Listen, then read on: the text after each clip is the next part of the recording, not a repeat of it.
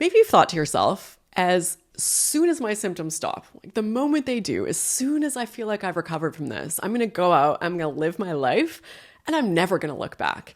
And I get it. Who doesn't want to forget about the hard times as quickly as possible and focus on the good times ahead? We want recovery to be linear, and we hope and assume that as soon as the symptoms let up, we are in the clear, that we can now forget that this all ever happened and we can go on with our lives and that the symptoms will never come back. I have some bad news. This doesn't actually work. But the good news is that you can learn how to prevent any relapses in the future so that when your symptoms do stop, you can confidently know that they aren't going to return. And right now, in this video, you're going to learn 3 important steps to maintain your recovery. And I'm going to aim to get you through it in just 4 minutes. And just before we do that, it's important to understand why this works. So know that the science is in, and the experts all agree, the key to recovering for so many people from conditions like Long Covid, CFS, and other similar conditions is knowledge. Knowledge in this is your power. Learning about brain science can not only reverse your chronic symptoms, but neuroscience education can also ensure that you will never feel that sick again. So this is why we have so many cases of what's now termed book recoveries or video recoveries. So people read a book or they watch a video learning about the brain science, and then they start feeling better. Learning about the science and understanding what's happening is pivotal in stopping symptoms. Here's a simplified version of what you need to know. They're not just an unfortunate side effect of being human. They don't just happen. Every single symptom is created on purpose by your brain and your autonomic nervous system. And also, it's important to understand where they're coming from. So we think of symptoms as originating in the body. If your leg hurts, the pain is coming from your leg. But the shot caller in this scenario, in every scenario with symptoms, is your brain. So your brain, it wants and is trying to communicate with you, but it doesn't speak English or whatever your native language is. So it communicates through physical and also emotional symptoms. Symptoms are warning signals to get your attention that something is wrong. They have a purpose, every one of them. So you're touching something hot. It gives you a burning sensation. Your leg is injured, so you feel pain so that you'll rest it and you'll let it heal. Or like you just ate something poisonous or that's gone bad, so you'll feel nausea, so you know like, oh, what did I just eat? Let's not eat that again. But just like with all forms of communication, sometimes the message is unclear or sometimes it's even wrong. Sometimes it's a mistake. Your brain doesn't always get it right. And sometimes when your fight or flight response, that sympathetic nervous system state that is activated during threats, that's what's happening when symptoms come on. When it's chronically activated, your symptoms then become chronic as well. Without question, if you right now still have symptoms, your brain still thinks there's a threat. And here's the unfortunate but important part in all of this. So your brain is already reacting to some sort of threat assessment, something external or internal. But then on top of this, when we react to our symptoms with fear as well, we further reinforce that cycle. It's like fear piled on top of fear, threat on top of threat, symptoms piled on top of symptoms.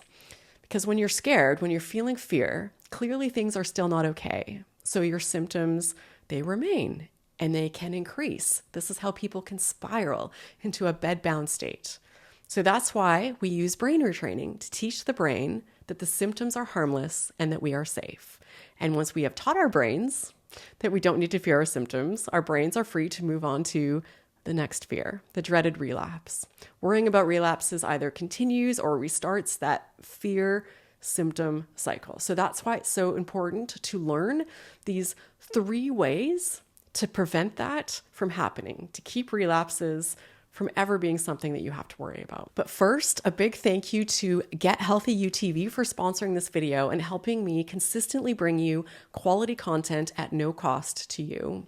Get Healthy UTV is a safe, supportive, and affordable way to add more movement into your life, something we know is important when it comes to supporting your health. So whether it's gentle morning stretches or some mindful movement in the evening, finding ways to stay active within your capabilities makes a big difference. So that's why I'm excited to share this resource with you.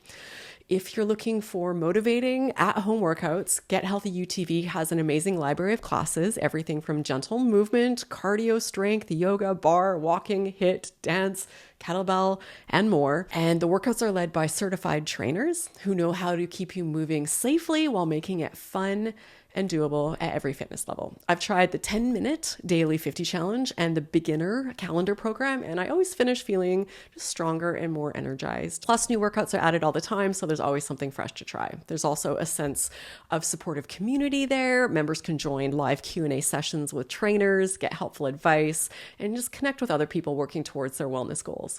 And here's the best part. The first 1,000 people to join using the link in my description will get a full year of premium membership to Get Healthy UTV for just $1.49. That's hundreds of workouts for less than the price of a cup of coffee. This offer is for new members only, so don't miss it. Check out the link below and join today. The 3 science-backed ways that you can learn in just 4 minutes, I hope, I'm aiming for this, to prevent relapses. The first is to remember that mind-body symptoms are common and they are safe. And they are within your control. Once you understand how the brain creates these symptoms, like we talked about in the beginning of this video, the fear loses its grip.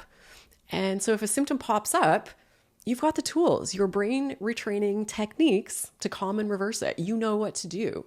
And you keep reminding yourself of this. And your rational brain might get it, but your subconscious needs a lot of reminders. So keep training your brain. Neuroplasticity, that ability of your brain to change and rewire itself, is absolutely your best friend here. The second is to build awareness of your own psychology. So symptom triggers, whether this is things happening right now or these relapses that we're working to prevent in the future, can come from a whole bunch of places. They can come from old patterns, childhood experiences, current life stresses, or worries about the future. And all of these can nudge the brain's danger alarm. So when you recognize this, you know what's happening, and you can interrupt those thought and behavior patterns before they start to spiral. And then the third, and this is a really important one, is that you need to change and keep updating your narrative. So what does that mean? We all carry a fixed story about our lives. But recovery from these conditions means rewriting that story. So instead of a narrative of being stuck, you create a new one, a story of taking control, of retraining your brain and moving forward. Our stories are really powerful. They shape how we see the world, how we react to things, and what we believe is possible. So crafting a new story is a massive thing on this journey that gives you your power back. Because resilience isn't something that you're born with. It is a learned behavior. We need to keep giving ourselves messages of safety. And when we do, we will bounce back before these symptoms return us to the place where we were really unwell. So symptoms may pop up, but they will never become chronic again. And on this journey, each time we bounce back, our belief in our own power to recover strengthens.